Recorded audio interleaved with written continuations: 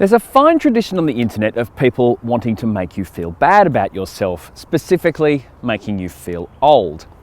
If you've been online this year, you'll have noticed a meme running around. It's a picture of the kid who was on the cover of the Nirvana album. He was a tiny little baby when it was first put out, and now he's 25 and probably an investment banker.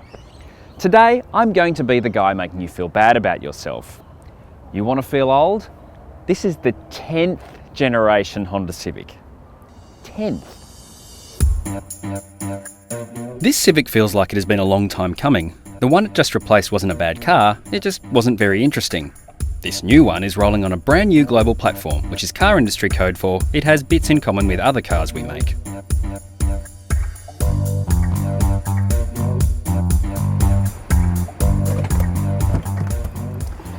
Its most likely competitor is going to be the Hyundai Elantra. The Corolla is way too far ahead in sales to be a worry.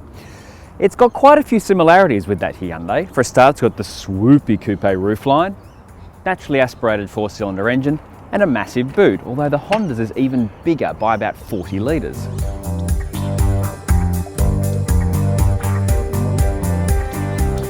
They've also both got quite roomy interiors. Even with the falling roofline, there's quite a lot of headroom back here. Plus you've got all the storage you'll need. You've got your cup holders, you've got the pockets, and you've got bottle holders.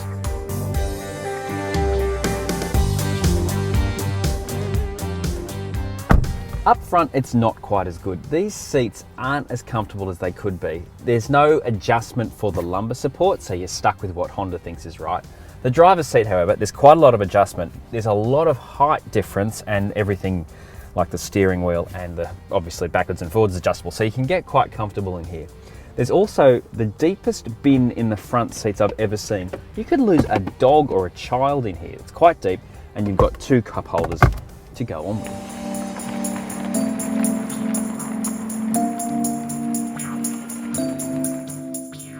So the problem with the dodgy seats is that the ride it's quite jiggly. It's all right on these kind of highway surfaces, but when you're driving around and going over expansion joints, there's quite a lot of jiggle, which is really annoying. Apart from that, it's quite good, and the rest of the driving experience is really inoffensive. And in news that will come as quite a shock to people who follow my stuff, the CVT in this is not only not bad, it's quite good.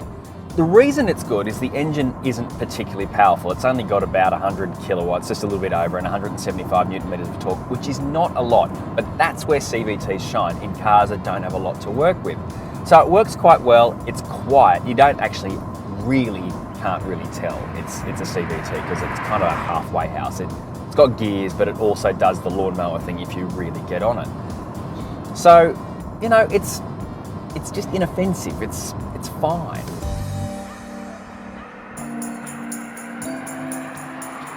The fact that the transmission is good doesn't make it fun to drive. That's not really what this car's about.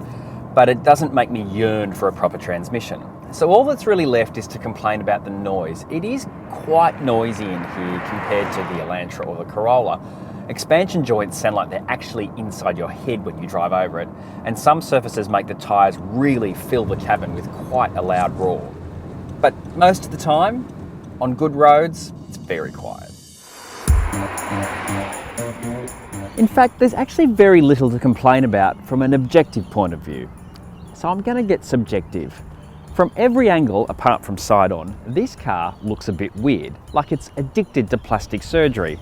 It's got this weird kind of surprise looking front end with the Botox forehead and the duck lips. And then when you come around the side, it's got these weird fading character lines here on the side. They just kind of disappear. It's weird. And this Kardashian backside that looks a bit 70s sci-fi, but not in a good way. Inside is mostly pretty good, but the dashboard is a bit garish with these angular metal look gauges. The digital dash is good, if not mind-bendingly clever. There's also this really clever thing called lane watch. There's a little camera which hangs off the left rear vision mirror. When you hit the left turn indicator, it shows you what's down the inside of the car. So if there's a push biker or a pedestrian who's wandering along in your blind spot, you can see them in the screen. It's very handy.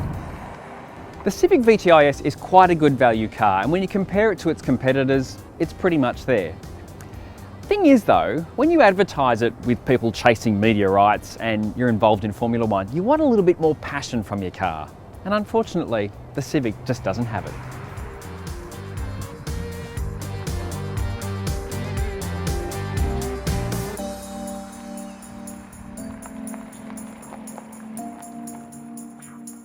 And if you want to know more about this car, you can read our full review here.